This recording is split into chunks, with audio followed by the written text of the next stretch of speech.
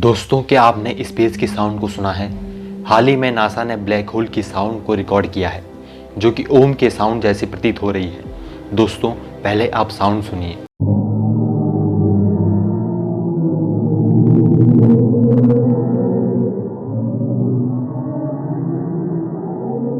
NASA ने स्पष्टीकरण देते हुए बताया है कि खोज के अनुसार ब्लैक होल से निकलने वाली प्रेशर वेव से गैलेक्सी क्लस्टर के अंदर भरे गर्म गैस में लहर बन रही थी। इन्हें एक ऐसे नोट में ट्रांसलेट किया जा सकता है जिसे इंसान सुन सके। दोस्तों, आपको ये खबर सुनकर कैसा लगा?